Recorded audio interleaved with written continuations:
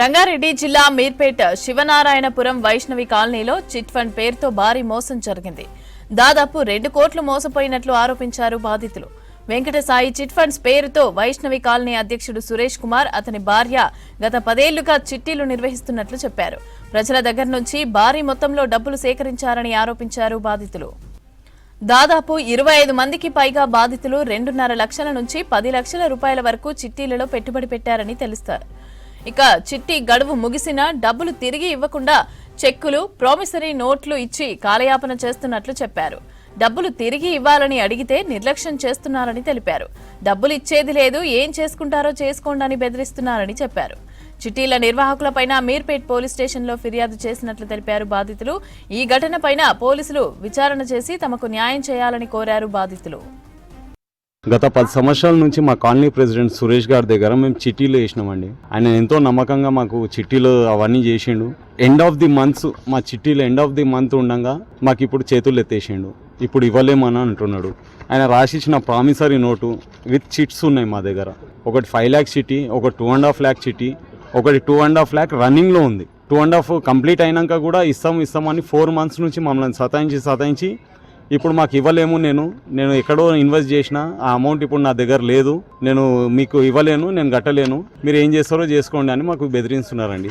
ఇది ఆయన రాసిచ్చిన ప్రామిసరీ నోటు, నేను ఇస్తానని ఆయన చెప్పిండు. ఇంతవరకు ఎక్కడ మాకు న్యాయం అయితే లేదన్న. పోలీస్ స్టేషన్లో కేసు పెట్టాము. సార్ వాళ్ళు మండే రోజు రమ్మంటున్నారు. మండే ఏం జరుగుతుందో అనేది మాకు తెలియదు. కొద్దిగా మీరే మాకు న్యాయం చేయాలి. గత 10 సంవత్సరాల సంది మా కాలనీలో ప్రెసిడెంట్గా వ్యవహరించి ఆయన ఏదో మాకు నచ్చజెప్పి కొన్ని ప్రలోభాలు చేసి ఈ కాలనీకి ఏదో మంచి పనులు చేసినట్టు చేసి మమ్మల్ని నమ్మించి మా నమ్మకంతో చిట్టీలు వేసుకున్నాడు ఆయన. వెంకట సాయి చిట్ ఫండ్స్ తోటి ఇది రిజిస్టర్ కూడా లేదు, మాకు తెలియదు. నా ఒక్కరికి సంబంధించిందే 11 లక్షలండి. నాకు తెలిసినంత వరకు ఇప్పుడు కొంతమంది బయటికి వస్తలేరు. బయటికి వచ్చిన మాకు సపోర్ట్ చేసే వాళ్ళు ఇంకా 30 మంది ఉన్నారు. ఒక్కొక్కరిది ఎవరిదైనా 5 లక్షల పైచిల్కే ఉంది, కానీ 5 లక్షల లోపల ఎవరు లేరు. నా దృష్టికి వచ్చినంత వరకు అయితే 2 కోట్ల పైగానే ఉన్నారు, కానీ తక్కువ లేరు. ఇంకా కొంతమందికి భయపడిపించి ఇంకా కొన్ని డ్రామాలు చేసి వాళ్ళని బయటికి రాకుండా చేస్తున్నారండి. ఒక్కొక్కళ్ళు ఎన్నో బాధలు కట్టి రూపాయి పోగు చేసి మనము ఎన్కేసేది మన పిల్లల భవిష్యత్తు కోసం మనం వేస్తాము. ఎంతో కష్టాలు పడి రూపాయి మనం దాచుకొని ఇట్లా చేస్తే వీడు ఇంత మోసాలు చేస్తే ఇంకా ఎవరిని నమ్ముతామండి? మేము వైష్ణవి కాలనీలోనే ఉంటాము. మేము సురేష్ గారి దగ్గర 10 సంవత్సరాల నుంచి చిట్టీలు వేసాము. ఆయనకు హెల్త్ బాగాలేదు అన్నప్పటి నుంచి నేను చూసుకుంటాను, నేను ఇస్తాను అని వాళ్ళ భార్య చెప్పింది. ఇప్పుడు అడిగితేనేమో నాకు తెలియదు అంటుంది. డిసెంబర్లో నా చిట్టి అయిపోయింది. నేను ఆయనకి మెసేజ్ చేస్తే 2 రోజులలో ఇస్తాము, 3 రోజులలో ఇస్తాము అని చెప్పినారు.